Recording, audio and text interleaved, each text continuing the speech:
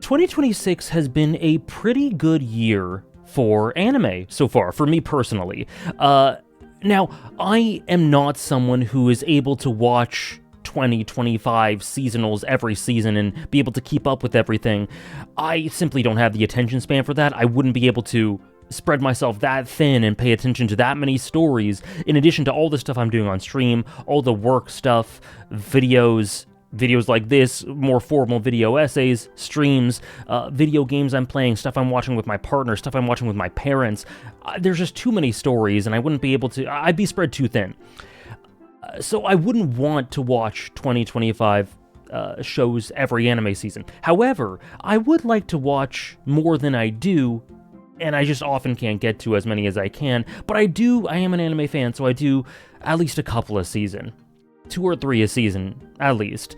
I've really fallen off a little bit lately. However, the last couple of seasons, I've been watching more than I have in the past 2 or 3 years, on average. I've watched 5 or 6 or 7, in both the winter and spring seasons. Last winter, the winter season was fantastic. I really enjoy. I think there are instant classics for me, like Jujutsu Kaisen Season 3 is one of the best adaptations I've ever seen. Ikoku Nikki was incredible. I really enjoyed Fate Strange Fake. There was great stuff. Not to say everything was amazing, but there was great stuff. And this season, I think is continuing that, because basically everything I've watched so far I've enjoyed. So I wanted to sort of take time in a video, a sort of roundup video, to quickly go over the stuff that I've been watching. And just give a little bit of a blurb about each one, and maybe you guys can share your thoughts as well. But yeah, I just thought I'd share that. So there was JoJo's Part 7. I'm not going to get into that. I'm not going to really get into that. I made a whole video about it. But the first episode was really good, really fun. Captured the series really well. I enjoyed it, but who knows when we're gonna... Well, actually, we do know. It's gonna be in fall. But that was technically a spring thing, so just thought I'd mention it. There was Beastars.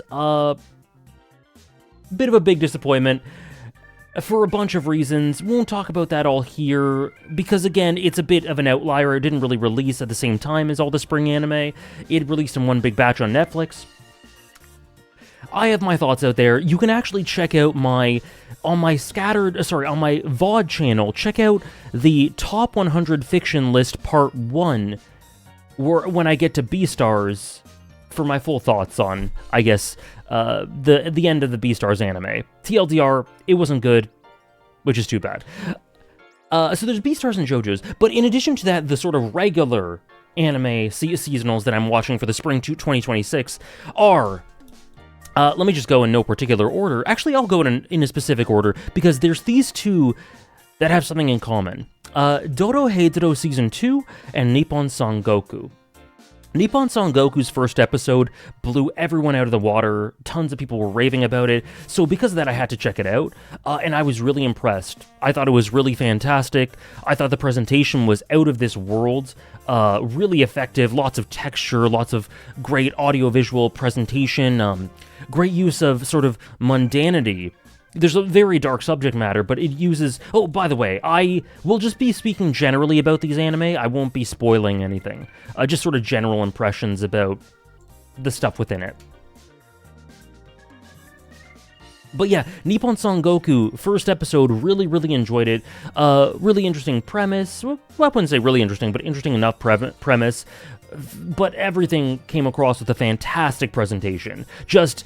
words cannot do it justice. If you want to see a series that really uses the medium to the nth degree and is so creative with how it tries to evoke feelings and essentially just use the medium to its fullest and express itself, just check out Nepon Sangoku. However, and it's continued being really good. I think the first episode was probably my favorite. It's continued being good. I really like the approach to humor. It's a sort of black comedy in a bunch of ways with really horrid subject matter, but some of this stuff is so out there and evil that these characters are oppressed by that it's very appropriate to me for it to be approached with comedy. it's almost so devastating that you can't help but laugh in that way. So I think that's a good approach. It's a good story. It's a great adaptation. It seems like I don't know the source. It's a great anime. It uses presentation fantastically. I guess my thing with it is, for one reason or another, I've not been able to connect with it emotionally. I've not been like, oh god, I'm dying for the next episode. It's just whenever I have a spare half hour, 25 minutes, I'm like, okay, I think there's a new episode out, so let's check it out. I'm not hooked, and I'm not super emotional about the characters or the way it's all come together. And I think it's very good. I'm sort of appreciating it from a technical perspective, and while not being emotionally captivated, but still very well worth watching, and I'm enjoying myself. Same thing with Dorohedoro Season 2. Dorohedoro, it's been 5 or 6 years since the first season, which was great. And Season 2's come out, and it's been really hyped up, and Hayashi, one of my favorite directors, is behind it, and I'm so glad he's able to flex his stuff in this. The direction for this is phenomenal. The way it really projects and immerses you in its world and its subject matter, and the really abstract, not super abstract, but abstract enough and creative presentation to really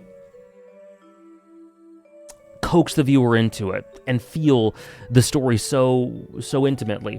It's really, really well presented, and I love the chaotic, gritty, dark, grungy world and how that's juxtaposed by the sort of I guess a sort of sparky, punchy humor that I think juxtaposes it really well. I'm a big fan of Dorohedoro in general. It's just, I put these two together, Nippon Sangoku and Dorohedoro, because for whatever reason, I'm not able to super connect with them. I'm not able to get over from thinking they're good, even very good in some ways, to thinking they're amazing and that I love them. So I haven't really gotten to that point with them. Now, is that because of something completely subjective, not to do with the art itself, and just me, and it just doesn't really, something within the story or the character writing or whatever, just doesn't really appeal to me? Or is it a flaw of the stories, maybe, that I haven't been able to pinpoint yet, that maybe in the future I will? I don't really know. I don't really know. I don't really think it matters too much. It could be either or, it could be both. Who knows? But what I do know is the point is both of them are very good, and I'm enjoying myself with them, while not being in love, but who cares? You're never going to love every single thing you experience, and if you did, that would be strange and would dilute the meaning of loving media anyway. So, Dorohedoro and Nippon Sangoku, very good. Really enjoying it so far. And yeah, I guess we're about halfway through the spring round, the spring season, so I guess I'll put that in the title. Halfway through spring 2026. Next, I'll talk about ReZero. I'm watching 6 shows, and then there's JoJo's and B-Stars, but 6 outside of those. Let's talk about ReZero. ReZero is a series I have had a long-standing relationship with. Actually, when I first started the channel, the main channel, one of my first ever videos was on ReZero, and that got taken down. It got blocked. ReZero content, from what I can tell, it's been kind of rough with it over the years, from what I can tell, and my channel was hit by it too. It got completely blocked. However, as for my feelings towards it, Season 1 is one of my favorite single seasons of any anime ever. It made ReZero an instant favorite. It made Subaru an instant favorite. Every single episode was so sublime to me. It was an incredible season, so dripping with raw honesty and really perfectly imperfect character writing that makes Subaru such a complex, layered, human, very unlikable but very genuine protagonist. Fantastic premise, emotional hooks and devastation, like almost every single episode. Every episode feeling like an event in and of itself, building upon the mechanics or the world or the relationships or Subaru's understanding of the world or his character or his dynamics with other characters or other characters' character writing. Whatever it may be, ReZero Season 1 was a marvel to me. And it was so beautifully directed. character designs, storyboarding, music, you name it. It was a fantastic season. Season 2, I felt it was like a half step down for the first half, but I was really enthralled by the first half of Season 2. Loved Rosewall and all that stuff. Then the second half of Season 2 came along, and the payoff was not as good as the build-up for me. I wasn't really super into it. I, for whatever reason, felt like Subaru, my love for Subaru, and how engaging he was as he grew. And of course, Subaru's going to change. He's not going to stay the same as he is in Season 1 throughout the whole series. But to me, he got a lot less effective. He got a lot less engaging. And from what I've heard, when it comes to Seasons 2 and 3, a lot of the beauty of the source material didn't come through in the adaptation as much. I don't know, I've read very little of the source material. I don't know if I will read the source material, but regardless, I felt that was worth saying, because it kind of comes across that way to me, and I doubt that Nagatsuki, I believe, is the writer's name, just suddenly had no plan for what to do with Subaru after the first season's material, the first season and a half's material, and suddenly just made him much less compelling. I think it had to do with the way that certain bits of internalization came across, certain monologues, and from what I can tell, there's a very specific way that characters in ReZero, and specifically Subaru, is expressed internally and externally that apparently the anime doesn't really pace very well, doesn't really get across very well. Either way, whatever the case may be, my interest in ReZero and investment in it, at the tail end of Season 2, it kind of took a bit of a nosedive. I still thought it was a very good season, but ReZero in Season 1 and what was promised in the beginning of Season 2 for me was on its way to becoming an all-time favorite, and it just ended up staying a favorite. Then the years go by, Season 3 comes out, and I'm going to be honest, I really wasn't into Season 3 that much. There were a couple of episodes that I thought were very good, where I'm like, oh, but overall, it didn't really do it for me. Not in the presentation, not in the plot or story, not in the character work. And by that point, I was going, okay, I think ReZero Season 1 is a favorite of mine, but maybe not ReZero as a whole. It wasn't bad. It was good, but it was just decent, you know? And then now Season 4's come out with a great hook at the end of Season 3, which made me very interested in what was going to happen with Julius. But I'm glad to say that Season 4 so far, at the time of recording this, 5 episodes into a 19-episode season, I'm enjoying it quite a bit. I really am. Episodes 2 and 3 were the best. Episode 2 was just very nostalgic ReZero Season 1 stuff, in that the episode really played around with the idea of return by death? Yeah. And how you can concoct these really dramatic, hard-hitting emotional sequences within specific scenarios, and how Subaru plays around them and maybe gets some help with his relationships, or just episode 2 was fantastic, and then episode 3 was incredibly gutting, just so brutal and visceral in the way that I love ReZero to be sometimes. And around it, the other episodes have not been quite as good, but I've liked them. I think they've complemented the series well. I think they're introducing really interesting mysteries. So yeah, I'm a fan of Season 4 of ReZero so far, and I hope it continues being as good and building upon the incredible stuff, specifically for episodes 2 and 3, but I've been enjoying it otherwise too. I've heard this is a really good arc. Lots of people have been telling me it's something that they've been waiting for, so yeah, I'm a fan so far. There's Yomi no Tsugai. Demons of the Underworld or something is the English name for it. I'm really, really enjoying that one too. It kind of took me by surprise. The first episode, it really introduces and front-loads the premise, and it's very sharp, and it's a good hook. It's a good generalizable hook to get people interested in a new story. But the stuff after that, where these characters who are not used to modern living, who are kind of relics, specifically the left and right, get used to those sorts of things. Very humorous, but also coming to terms with their place in the world, in this new world, and the how these siblings were separated, and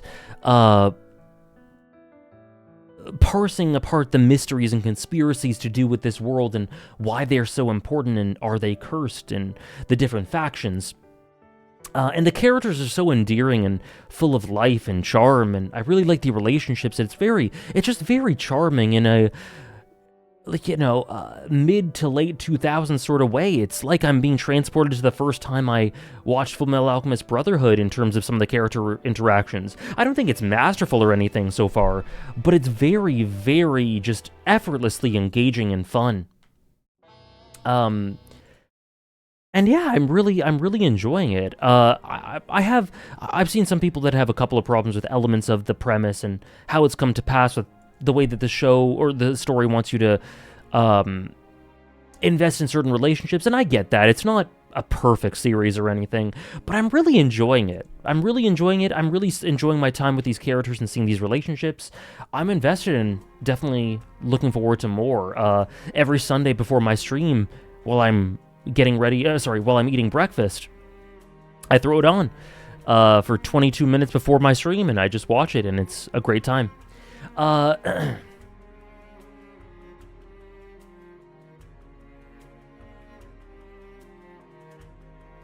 Sorry. Lots of talking with these videos, and I don't edit them or cut them, so gotta drink some water or clear my throat sometimes. The last two are Aane Bonishi and Hat Atelier. I will talk about Aane Bonishi first. Now, for anyone who doesn't know, most of you know this, I have been gushing about Aane Bonishi for, it must be like 3 years by this point. I have loved this series ever since I first checked it out. Maybe 2.5 years, something like that. I have been a huge fan of it. I would gush about it at any point. I tweet about it all the time. I talk about it on streams. I talk about it on podcasts. I have been gushing and shilling for this story ever since I first checked out the manga, and it's just gotten exponentially better and better and better throughout the years. So when an anime was announced, I was super hyped, especially for Rakugo. Shogun Roku Rakugo Shinju is one of my favorite stories ever, and I think a lot of the reason for that is because of elements of the adaptation. I've read the manga, I enjoy it, the story is masterful, of course, but it doesn't hit the same way as the voice acting, as the direction in the anime. So I was really hyped about it for Aane Bonishi, and my take on it is that overall it's a competent adaptation. I don't think it goes... obviously, there are highlights. There's some great character animation in the first episode. There's some really good bits of direction here and there. There's some good bits of voice act. There's good throughout. But there's also detractors from the adaptation for me that I don't quite love. And overall, I'd say it's competent. I think it's decent enough to as an adaptation to shoulder and project what's great about the story, and to me that's enough. It gets a passing grade from me without excelling. Like I said, there's great bits of character animation. I really love the OP and the ED. Some of the voice acting is great. Some of the scenes and the way they bring forth great moments in the manga is awesome. But I do have problems here and there. I think sometimes the use of music can be a little bit obtrusive. I think sometimes they don't really know how to adapt actual Rakugo performances, and I think they interrupt themselves a bit too much and don't really let the voice acting shine. Whereas in the manga, you're not actually listening, and the experience isn't dependent on... it isn't dependent on the flow of a verbal flow. You're visually reading it, right? So it's easier to interject there and for it to feel seamless. In the anime, there's lots of interjections and lots of music cues in a lot of Rakugo performances that to me takes me out of it and breaks my immersion, whereas sometimes less is more, or sometimes maybe you rearrange certain things so that the narration doesn't cut off the story, or... I don't know. I think they're really... Not to say every performance has been bad or anything. Some are good for sure, and episodes 5 and 6 lately have been two of my favorites. Outside of the premiere, episodes 5 and 6 I think were awesome, because I think they took a less is more approach, and weren't so concerned with interjecting and loud music all the time. But yeah, I think they're finding their feet a little bit directorially. But anyway, it's not perfect, but I do enjoy it. I am enjoying it, watching it every week. I think it gets across the draw and spirit of the series well, and I think it really portrays probably my favorite character, Isho, very well. It gives him a ton of aura. I love hearing Akio voice him. So yeah, Aane Bonishi, a story that's very near and dear to my heart. I absolutely adore it. The adaptation is solid enough. And then there's Hat Atelier. Probably the standout, the anime that most people are talking about, at least in my circles. Hat Atelier, I'm having a ball with. I'm really, really thoroughly enjoying. Now, I read the first chapter a while back, so I knew generally the tone of what I was getting into. I wasn't fully blind. And, you know, the adaptation is not capable of transmitting some of the beauty of the paneling and how the medium is used. But what it does do is it is one of the most polished, expressive, well-directed adaptations of the last few years to me. I think it's stunning so far. I think we're 6 episodes in? Let me check. 6 episodes in, out of 13, so about halfway. And there's not been really any notable dips. It's just been whether each episode is awesome in terms of the presentation or masterful. Yeah, the character art is stunning and incredibly consistent, and it's very detailed, expressive character art, very nice character designs with a lot to them. Like, they're not crazy detail, but there's a decent amount of detail to them, and they always look vibrant and dynamic, and they always pop, and they're always moving. It's so fluid and so expressive, which isn't something that you can say for a lot of anime that have a lot of detail and, I guess, makeup and texture to the character designs and the series in general. So yeah, really a fan of that. Really love that. The music is fantastic, from Yamada, I believe. Really enjoy the characters, and episode 5 blew... okay, so I'll start with... What am I saying? I'm rambling. But I don't think that Hat Atelier as a story is masterful yet. I think it's actually quite simple. But what it does do is it gets across a magic system that I think does a lot of things very effectively and is quite efficient. Ties it in with the idea of creation and stories to an extent. Maybe that's a bit of a reach, but I think it might go there. I'm not sure. It has very endearing characters, and endearing not necessarily in the Coco is cute and adorable sort of way, but a smattering of personalities that each complement one another very well. I find the girls, Agat and Coco, and the other two, Riche, it's a new series, I'm still getting used to the names, but I find them incredibly likable and charming and endearing, and I think it's a great mix of personalities to have in your protagonistic cast, and I really like the bits of character drama as well. The rough little moments where the girl with the pigtails, the pink hair, I forget her name, but where you can tell she blames Coco for getting them into rushing headlong into something and being reckless and impulsive and getting them into trouble, but she isn't saying that. She's usually very sweet and the most inviting character for Coco, but she blames her in a moment and Coco can tell. And then Coco being punished for, she's very adorable, she's so endearing, she's so cute, but when she rushes headlong into things, she gets other people into trouble. And the narrative immediately punishing for her for that, in a way that's very compelling and real.